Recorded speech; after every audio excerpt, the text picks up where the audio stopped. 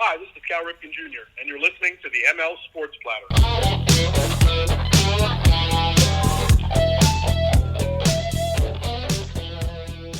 The ML Sports Platter is back with you. Be sure to download and subscribe, leave feedback, and a 5-star review where you get podcasts on your smartphone device. We are brought to you by Heather Saxon of Hunt Real Estate, Brian Comboy of Mass Mutual New York State, and our great friends over at Prestwick Golf. If you're in and around Central New York, right there on Court Street, man, Ed and his team do such an amazing job re-gripping your golf clubs. By the way, they do have top-notch clubs used and new to go play golf with. Titleist, Ping, TaylorMade, Callaway. He can pretty much get his hands on anything at Prestwick Golf, Court Street in Syracuse.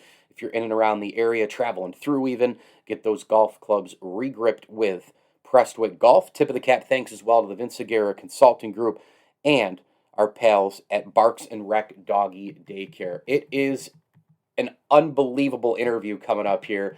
We're going to talk about 100-Foot Wave on demand, HBO Max, and other platforms where you get documentaries. It's a 6-part series, actually, intimately capturing the decade-long odyssey of surfing pioneer Garrett McNamara, who, after visiting a town in Portugal in hopes of conquering a 100-foot wave, he ended up pushing the sport to ever greater heights, and alongside locals helped transform the small fishing village into the world's preeminent big wave surfing destination. It's a docuseries directed and executive produced by some of the biggest names like award-winning filmmaker Chris Smith, and executive produced by Emmy and Golden Globe winners, Joe Lewis and Maria Zuckerman, as well as Ryan Heller and Michael Bloom. It's on the legendary surfer, the pioneer, Garrett McNamara, and Garrett joins us right now. Garrett, thank you so much for a few minutes. Oh, thank you so much. Yeah, it was such a fun project. Yeah, no doubt. So let's just start really with how this series came to fruition. Go back to the beginning stages. Were you approached? Were there any key pieces during the timeline to get this thing going? Kind of get into the timeline of how we arrived here. Well, from idea to finished product is unheard of record time, thanks to Chris Smith, Sam, who's been grabbing all the footage, and then all the people at HBO, all the editors, and then Joe Lewis for putting it all together, and for HBO overall just embracing the projects and wanting to take it on, which definitely pushed things way faster than we could have ever imagined. And the beginning, my wife, Nicole, wrote this script. She wrote a treatment for a movie, a 1.5-hour movie, to inspire people to follow their passion, inspire them that everything's possible. It doesn't matter where you start or where you come from. Start at less than zero. Doesn't matter. And mainly the premise of the script was three athletes that were overcoming the impossible injuries and going back out to Nazaré. Myself, CJ, and Cotty, and I was told never to surf big waves again. CJ never thought he would. Cotty always knew he was going to, but he suffered a horrific back injury and a horrific knee, and then he's just been over and over and over, and he's just still going strong. So just to share with the world that everything's possible. We sent that script off to Joe Lewis and asked for advice. What should we do? Where should we go with this?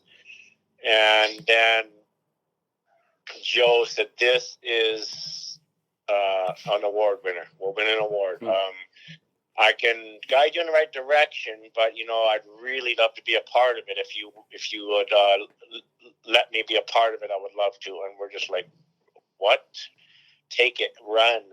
And that was the beginning. He started running. Okay. What's it look like?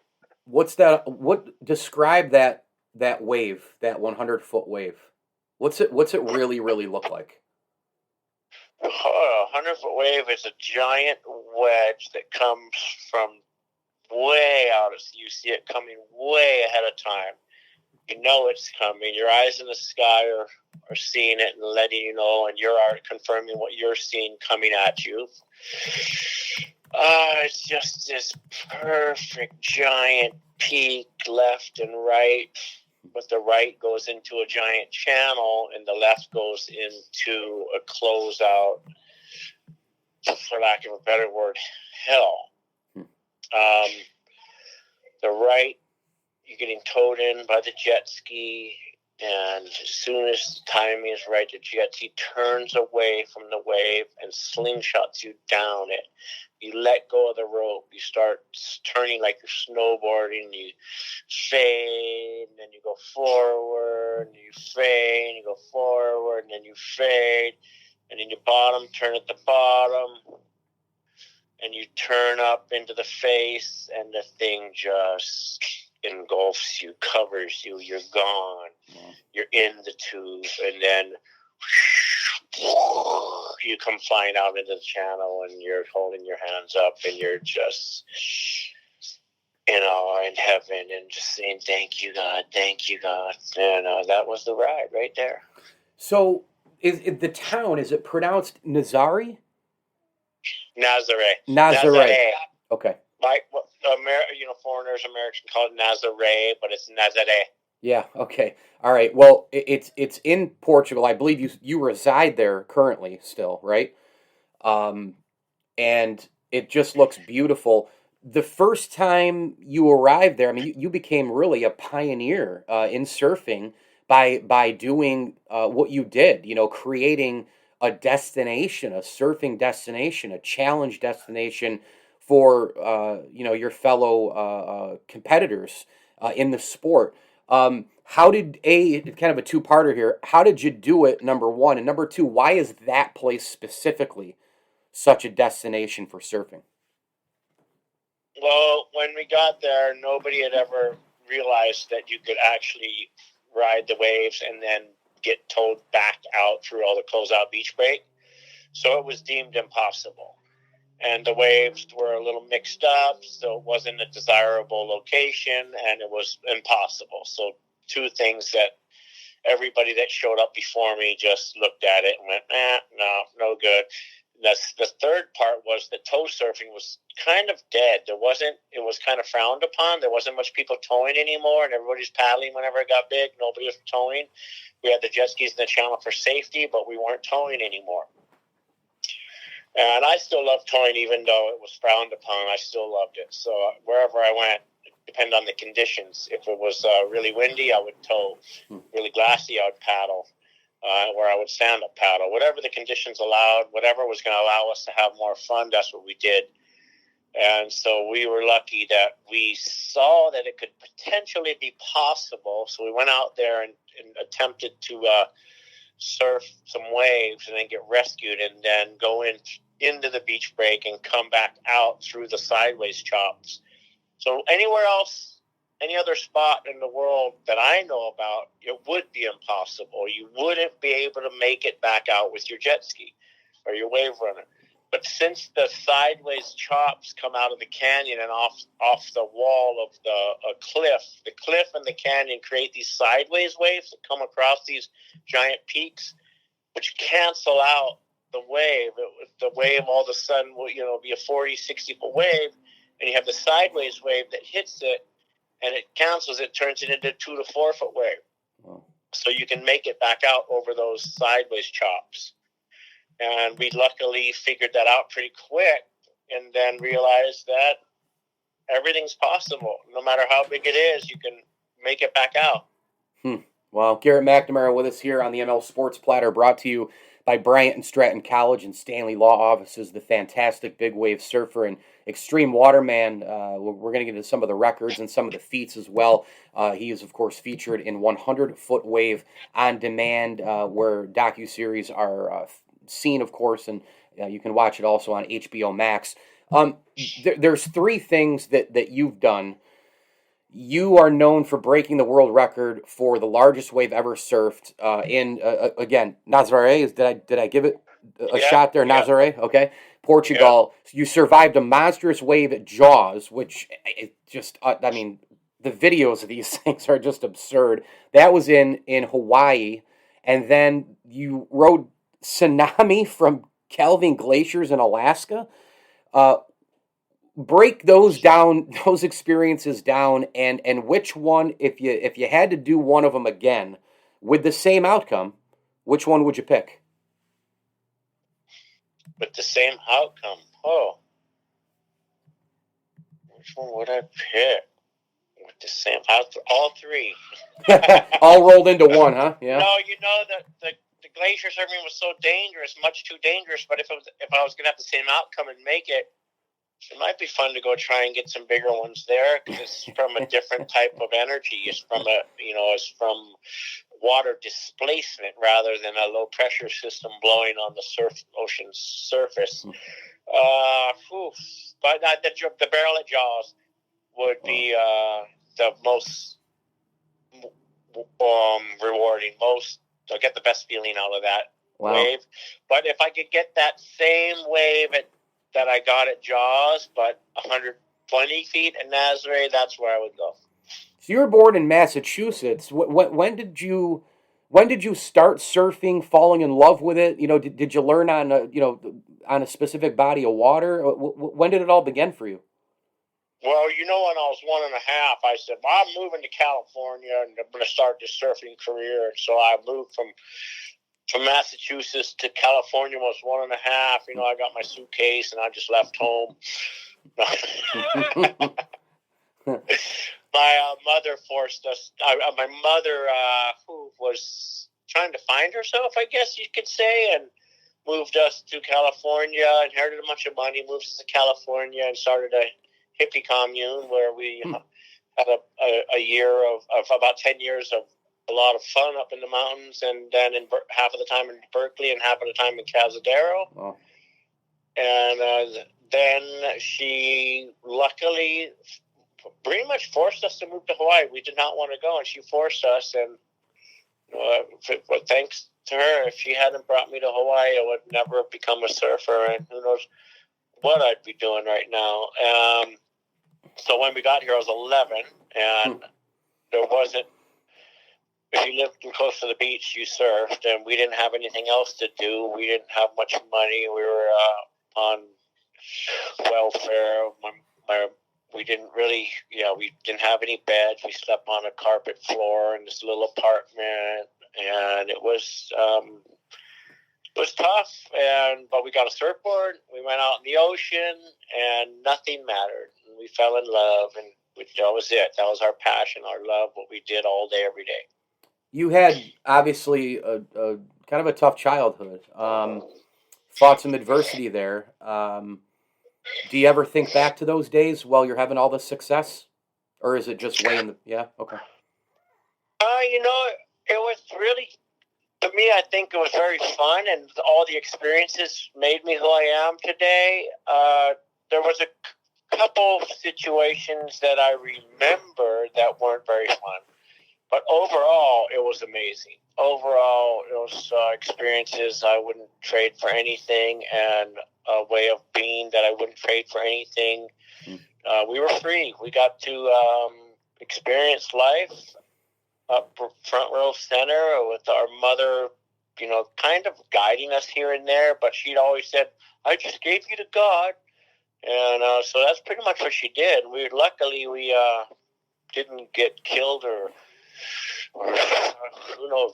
Back in Berkeley, I remember we would go out in the streets all night long, at 9 and 10 years old, up to 11, and there was actually a serial killer that had just killed a couple streets over, and we're on the streets in the middle of the night, and there was a curfew set up, and you weren't supposed to be out.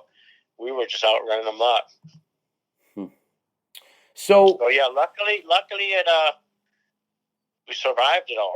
Yeah. So I'm wondering how you see yourself in the sport of surfing. How would you compare yourself to someone else in another sport? Are you like are you like a Joe Montana in football? Are you like a Ken Griffey Jr. in baseball? Are you like who would you compare yourself to in another sport who's done similar things, do you think?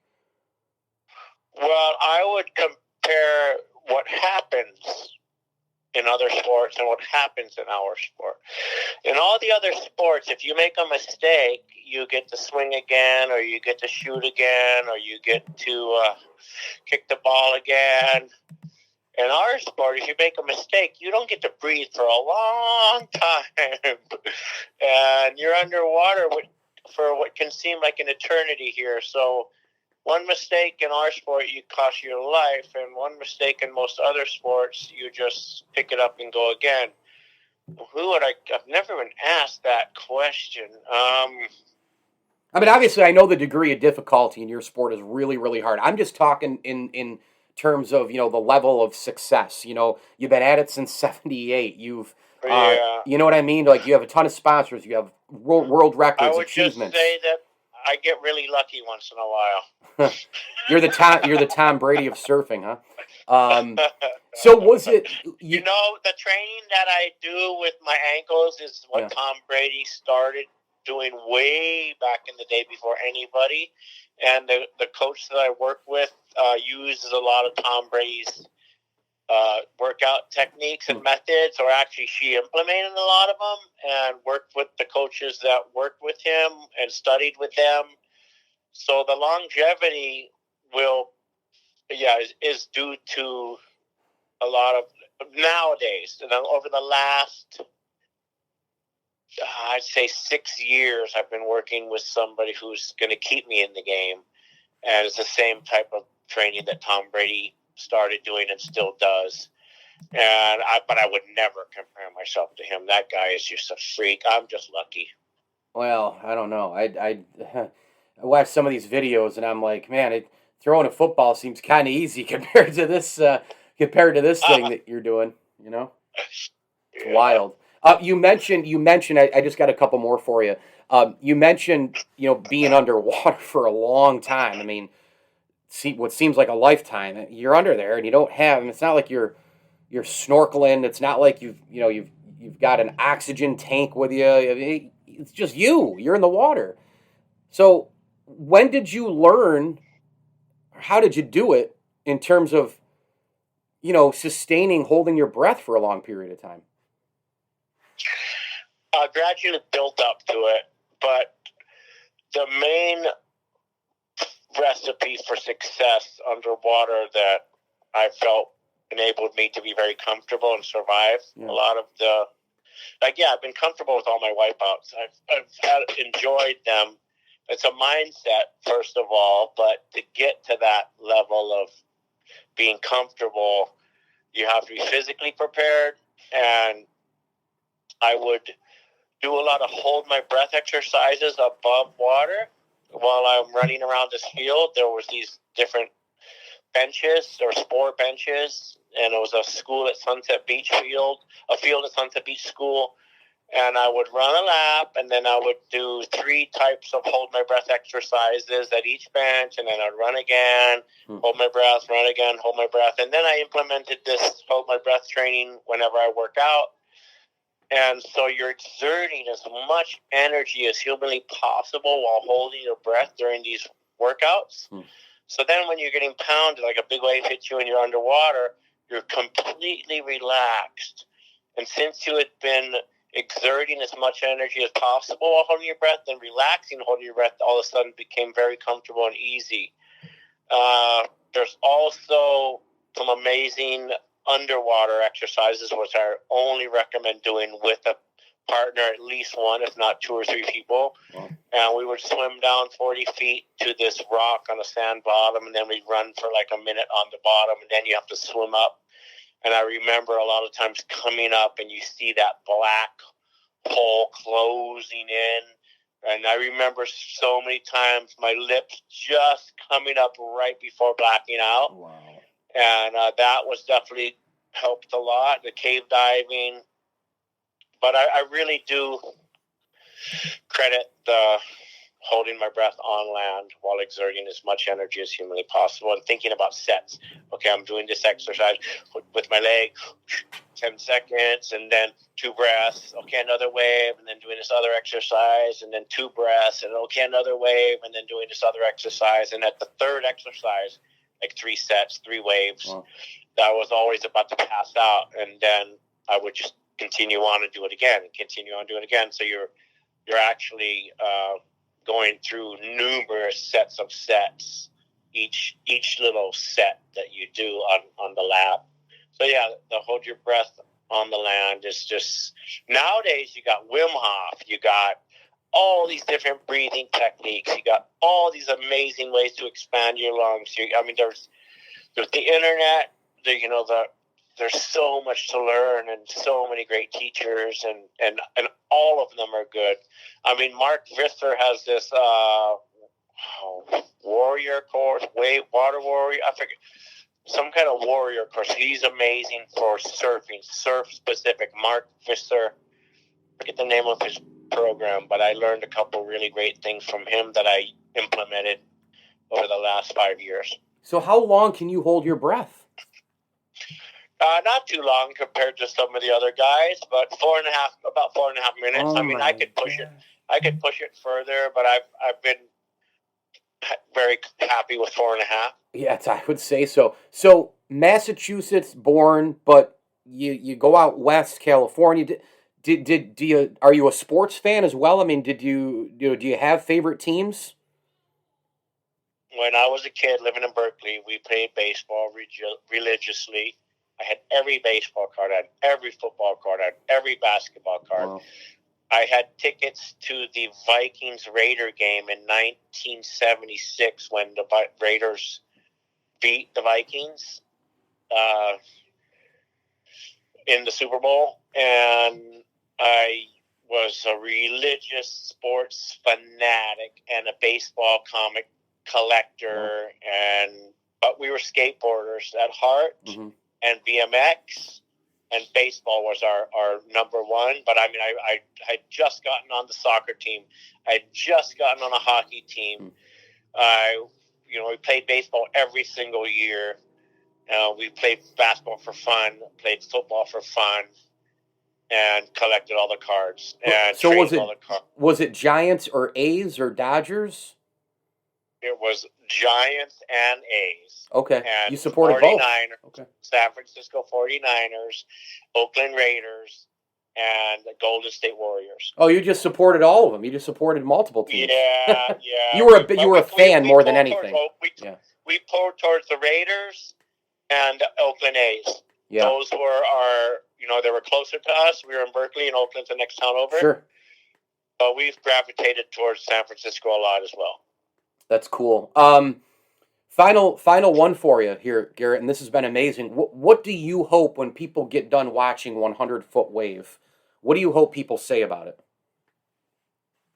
I hope they're inspired to follow their dreams, to write down what they love doing more than anything, and write down a blueprint, a map to follow every day, to look at every day, 3 to 5 times a day, to focus on, to do what they love for the rest of their life. I hope they realize that everything is possible. They can do what they love. You just have to make a good plan. Well, it's out on demand, HBO Max and other platforms, 100-foot wave, highlighting the legendary surfing pioneer, Garrett McNamara, of course. You can watch a trailer and find out more information about it at hbo.com/100-foot -wave, and also check out Garrett's website as well, garrettmcnamara.com. It's garrettmcnamara.com. World records, incredible success, tons of sponsors, and now this series that's out is must watch, and Garrett McNamara, of course, is highlighted. Thank you so much. It doesn't feel right, because I was never a legend in my own mind, so it doesn't feel right anybody calling me a legend, but thank you so much. No doubt. So if anybody does have any questions, they can come to my Instagram, McNamara _S. Okay. I'm open book. I would love to share any information with you about training or just life. And then we did just come out with a book a couple of years ago, Hounds of the Sea. It actually did really well, very well received. I've never really pushed it at all, never tried to publicize it. So I figured I'd let everybody know it's out there, if you don't mind. And, thanks to all my amazing sponsors. We got Thule, Mercedes, Yamaha, Astro, Raw Elements, Face, CBD. I mean, just so many. I don't call the companies that support me, sponsors, they're more like family. They're my partners. And I just have, they are family. We don't care to work with any companies that we don't really enjoy being with the people and spending time with the people. And most of all, we have to stand behind it. We have to stick to our guns and stand behind what we believe in. Well, this was awesome. Thanks, Garrett. Continued success. Thank you. Sports Platter is brought to you by our great friends at Bryant and Stratton College. Go ahead and log on to bryantstratton.edu, and of course the Syracuse campuses. They're available right now. Oswego Street in Liverpool and in the city on James Street. Nursing degrees are available. It's a new program there. Make sure you be a Bobcat today. You're coming out of high school, you're looking to kind of craft a degree and really narrow in on something. They can help you. They're the best. And of course, years after high school, sometimes in college, you just want to change professions, go get that quick 2-year degree at Bryant Stratton College and go into another vertical of work. They specialize in that as well. BryantStratton.edu, Bryant Stratton College of Syracuse, the official college of the ML Sports Platter. Huge tip of the cap thank you as well to our good friends from Liverpool Physical Therapy, Axe Exotic Pets, and Ken's Auto Detailing. Go ahead and get a detail now, Route 11 in Cicero, in and around Central New York. Ken and his staff do an amazing job with the wax, the wash, the whole thing, the chrome detail. You drive away from that place and you literally feel like you have a brand new car at Ken's Auto Detailing, the official detail house of the ML Sports Platter. Also do want to give a tip of the cap thank you to Camillus Golf Club and Rosie's Corner as well. What an interview with Garrett McNamara. Incredible, incredible stuff. I'm Mike Lindsley. This is the ML Sports Platter. Hit me on Twitter at Mike L Sports. As I always tell you, enjoy the games.